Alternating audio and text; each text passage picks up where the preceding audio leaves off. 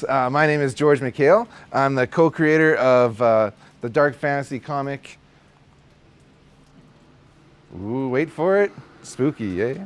Cover of Darkness. And I'm here to talk monsters. I'm pretty psyched to be here, guys. This is my first Horrorcon, and I'm promoting my first book. But let's get into monsters, right?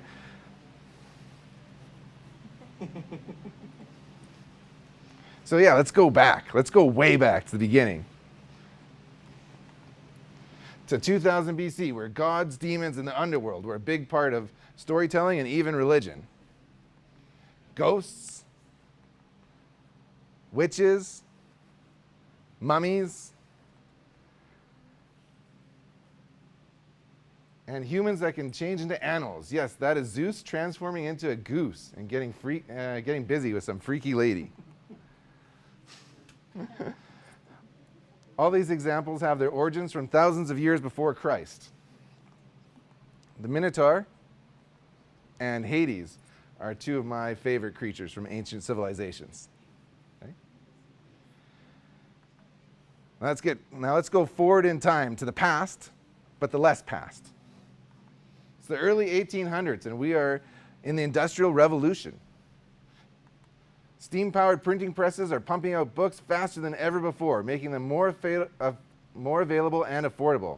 In those times, your entertainment options are not as plentiful as nowadays, and when your choices are going out to the pub and looking for a good old-fashioned Donnybrook, or curling up with some snazzy Gothic literature, I know what my choice would be. And so, the rise of monsters in popular culture explodes. I made these slides myself. Yeah. Right? So in 1818, Mary Shelley publishes Frankenstein, which I'm sure everybody in this audience knows about this stuff. And here's a fun fact. We typically think of Frankenstein's monster with like green skin, a flat top head, bolts in his neck. But Mary Shelley described him as being like 8 feet tall, being beautiful with long, luscious hair, and having yellowish skin. This is a drawing that my friend John Delaney did. He worked on Simpsons and Futurama, Scooby-Doo, and he just loved this kind of take on Frankenstein, so he did it like that. 1819 sees the short story Vampire published for the first time, and while Dracula may have his roots in 15th century Romania with Vlad the Impaler, the charismatic and sophisticated vampire of modern fiction was born in 1819 by author John William Polidori. The rest of the 18th century is a gold mine for horror fiction. Sorry, I'm having fun. You've got like books like the Brothers Grimm had their twisted fairy tales, Washington Irving's The Legend of Sleepy Hollow, Jane C. London's The Mummy, or A Tale of the 22nd Century, and Victor Hugo's The Hunchback of Notre Dame. Robert Louis Stevenson's Dr. Jekyll and Mr. Hyde, and Bram Stoker's H.G. Wells' The Invisible Man, and spoiler alert, Bram Stoker's Dracula also came out. And all these books came out in the 1800s. Like, isn't that awesome? It was just like, a gold mine, like a gold rush of like horror literature. It was a good time, right? And so now let's skip ahead to the 1900s. Right? And two very cool media forms are in their infancy. The Lumiere brothers have just debuted their first public screening of their short films in Paris. And Sunday comic strips from newspapers are being collected for the first time in book form. Movies and comic books. Oh, what a time to be alive. Right? 1922 sees the silent but deadly film Nosferatu debut. And then in 1923, Universal... It's funny because he's farting and there's a skull. All right. And... so 1923, Universal kicks off the first shared cinematic universe. Yes, before the MCU, there was the classic Universal monsters. The first film by the studio was The Hunchback of Notre Dame, followed by The Phantom of the Opera in 1925. In 1931, Monster Mania reaches a fever pitch. Bela Lugosi stars in Dracula, and that same year, Boris Karloff appears as Frankenstein. How awesome is that? Super awesome. Now let's get into comics, finally. Oh, wait, no. Actually, let's talk about King Kong first. Yeah, so King Kong was like pushing the boundaries of special effects for that time. And now let's get into comics. Boom, right there. And yeah, it's the late 1930s, and comic strips are now more than just collected reprints of newspapers. They're ongoing serialized stories. So here's one like really cool factoid. In 1935, writer Jerry Siegel and artist Joe Shuster created the longest tenured hero of the DC universe. Of course, I'm talking about Dr. Occult.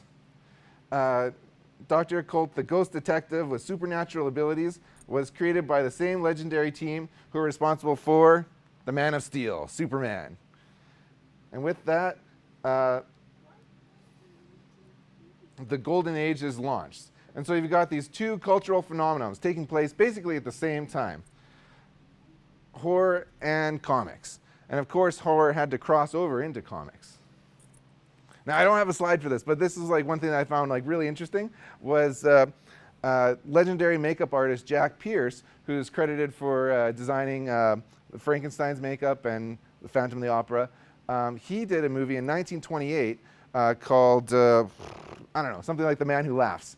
And Bob Kane, the artist that created Batman, used that makeup as inspiration for the Joker. So that's fun. And so that came out in 1940. So like 12 years later, he was referencing that.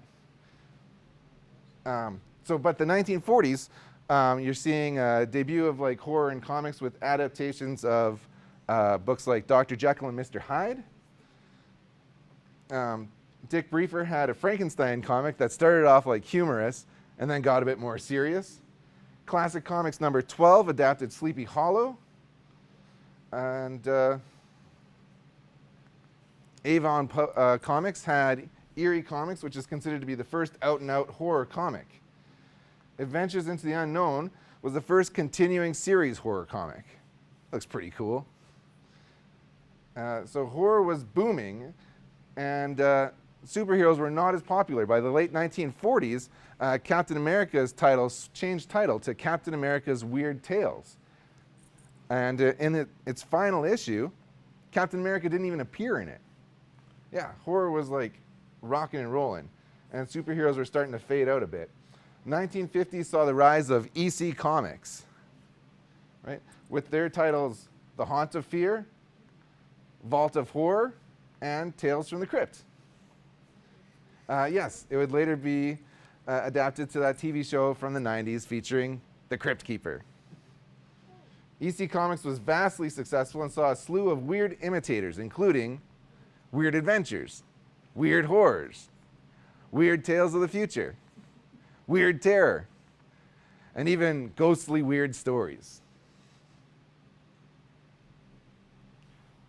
Creature features dominated the 1950s and the drive-ins. In 1954, two famous green movie monsters made their grand entrances.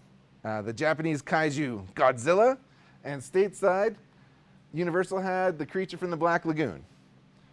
It was a cool time to love monsters. And then, dun dun dun, Dr. Frederick Wertham published The Seduction of the Innocent.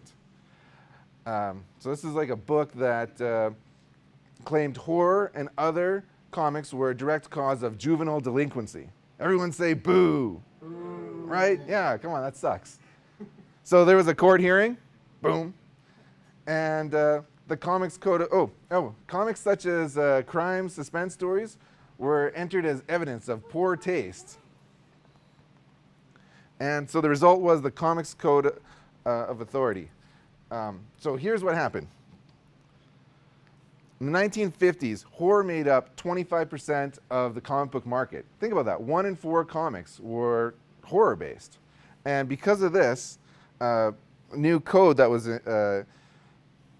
created, it forbade the explicit presentation of unique details and methods of crime, scenes of excessive violence, brutal torture, any unnecessary knife or gunplay, physical agony, gore, gruesome crime, all scenes of horror, excessive bloodshed, and anything associated with The Walking Dead. That sucks. Like, all the good stuff was gone, right?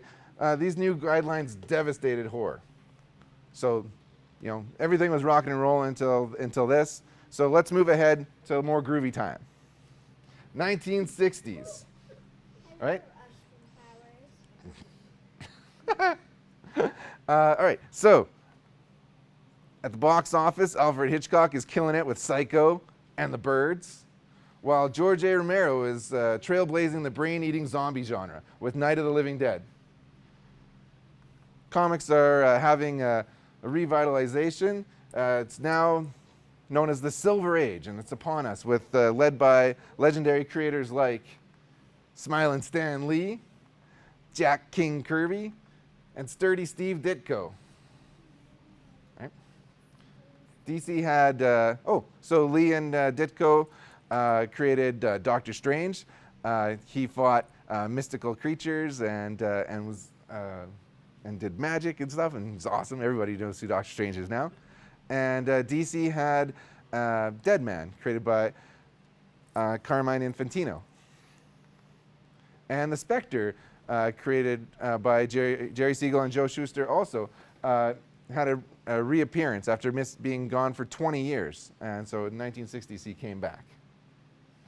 Meanwhile, Dracula managed to sustain a title despite not being able to drink any blood in his comic book. And he kind of looked like a wrestler. Gold Key had books based off of the Addams Family, the Munsters, and the Twilight Zone, which are all based off of popular television shows at the time. Creepy debuted from Warner Publishing. It was a black and white newsstand publication in magazine format, and thus did not require the approval or seal of the Comics Code of Authority. So that's how they got around that. And also, Vampirilla got around it the same way. She debuted in like the late 60s. Then in 1971, the Comics Code Authority relaxed some of its long-standing rules regarding horror in comics, which opened the door to move to more possibilities in the genre. This allowed for resurgence in horror comics with characters such as Werewolf by Night and Morbius the Living Vampire, both created by Roy Thomas. Brother Voodoo and Swamp Thing, they were both created by Wolverine creator Len Wein.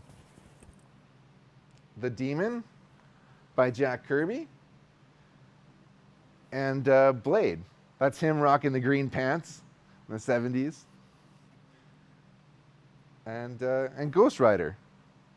Also, they all these awesome kind of monster superheroes debuted in the 1970s. It's a pretty fun time.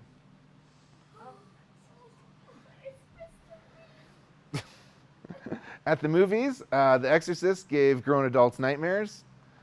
Jaws created the summer movie blockbuster, and it had me afraid to take a bath. Me too.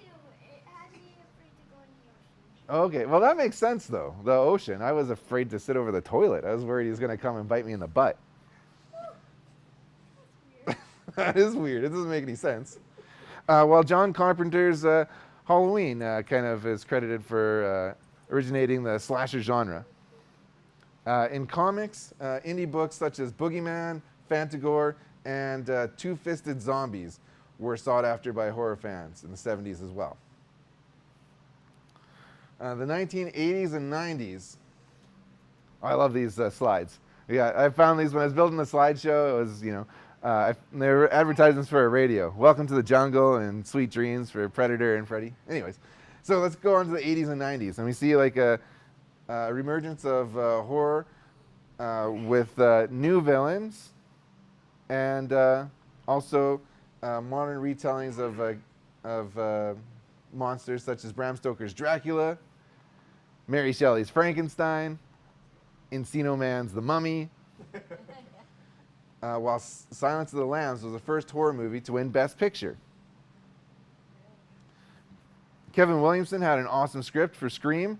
It was directed by Wes Craven, and that kind of brought slasher films back in the mid-90s. And so we saw comic book adaptations of modern movie monsters such as Freddy Krueger, Jason Voorhees, Leatherface, Chucky from Child's Play, the Xenomorph from Aliens, and Ash from Army of Darkness. The X-Files also had a comic book series by card creators Topps. Swamp Thing had a resurgence under Alan Moore. Check it out, Swampy's got back there. And a movie was made by Wes Craven. From that comic series, Hellblazer spun off, starring John Constantine. Neil Gaiman's Sandman premiered. Todd McFarlane's Spawn. Arthur Adams had Creature from the Black Lagoon. Mike Mignola debuted Hellboy. One thing that's cool is the last book that he worked on before launching Hellboy was an adaptation of Dracula, which was just recently re-released by Dark Horse, I believe, after being unavailable for over 25 years. So it's pretty cool. You should check it out. To close out the 90s, Blade had an awesome movie. And now let's get into the 2000s. It's been a great time to love horror and monsters. At the movies, we've got the Conjuring universe going strong. Stephen King movie adaptations are plentiful. And Jordan Peele's been killing it with Get Out and Us. And Universal, God love them, keep on trying to bring back our classic monsters. In comics, we've seen 30 Days of Night and Bike Club debut. Grant Morrison had a cool take on Frankenstein. IDW's Lock and Key is actually written by Stephen King's son. He goes by the name Joe Hill. Yeah.